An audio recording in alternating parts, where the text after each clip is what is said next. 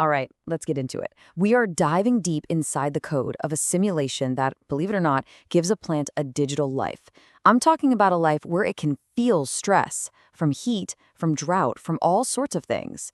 We're going to see how incredibly complex biology gets boiled down into a set of rules that a computer can actually understand. But first, let's kick things off with a pretty wild question. How does a plant remember a heat wave? I mean, think about it. A heat wave that happened last week. It doesn't have a brain, right? No neurons, but it does have a memory.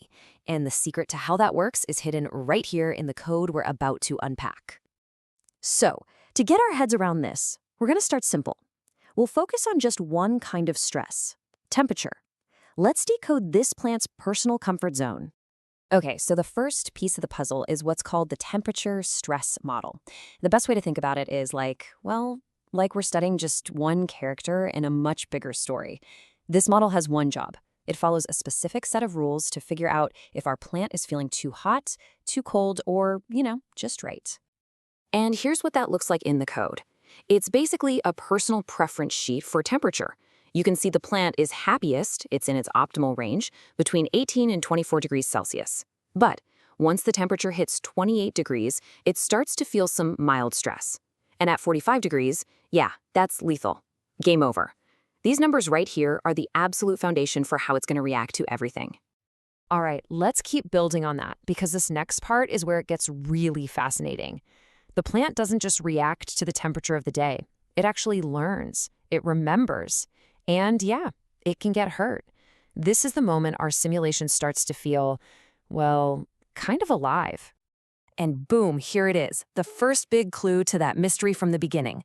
There's a parameter in the code called stress_memory duration.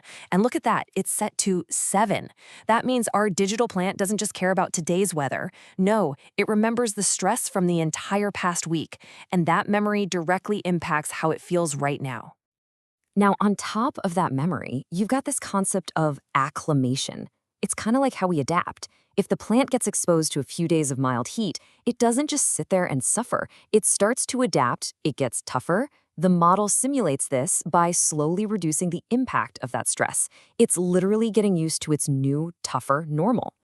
So, how does this all fit together? Well, you can think of the model as running a daily health checkup on our digital plant. Every single day, it goes through these steps. First, it checks the temperature and classifies it. Then it calculates a base stress level. After that, it says, okay, has this plant gotten any tougher, and applies those acclimation effects. Then it factors in the memory from the last 7 days. And finally, it updates any long-term damage or recovery. It's like a complete physical exam every 24 hours. But let's be real, the world is way more complicated than just temperature, right? Plants almost never face just one problem at a time. So now we're going to zoom out and look at the bigger, messier picture. And this is where the complexity just explodes. The integrated model isn't just looking at temperature anymore.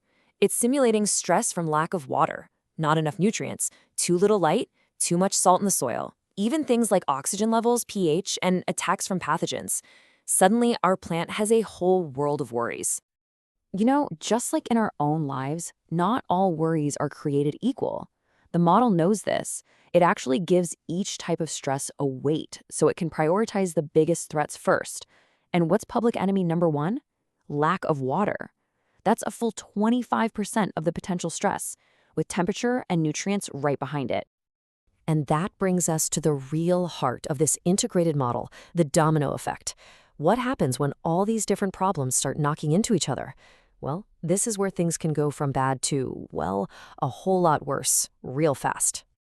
So the model has 2 main ways that stresses can combine in a bad way. The first is multiplicative, which is pretty much what it sounds like. The problems just amplify each other. But the second one, synergistic. That's the real danger zone. That's when 2 different problems combine to create a perfect storm, an outcome that is way worse than you'd ever expect. And here is a perfect example, pulled straight from the model's rulebook. It has a specific rule that says water stress plus temperature stress equals a synergistic effect. Think about that. A heat wave during a drought isn't just 2 separate problems for the plant. The code treats it as a unique, combined catastrophe.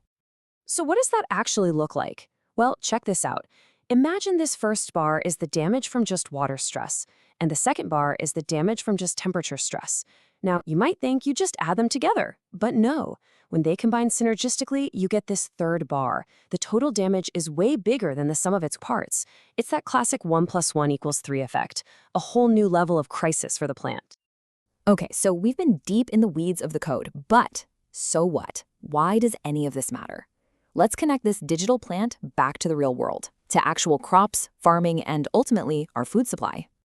After all of those incredibly complex calculations, the memory, the getting tougher, the interactions, the model can boil it all down to a single number, just like this one, an overall stress factor. This one number represents the plant's total health. It's a simple score for a wildly complex situation. And in this case, a lower number actually means higher stress. And that single number, that's incredibly powerful. Because by running thousands, even millions of these simulations, scientists can get way better at predicting crop yields. They can help breed new kinds of plants that are naturally more resilient to climate change. They can even help farmers know the exact best time to water or add fertilizer. This isn't just a programming exercise. It's a powerful tool for the future of agriculture. Which really leaves us with one final big question to think about. We usually think of farming in terms of soil, water, and sunshine. But as our world gets more and more unpredictable, maybe the most important tool for securing our food supply won't be a new kind of tractor. Maybe it'll be a line of code.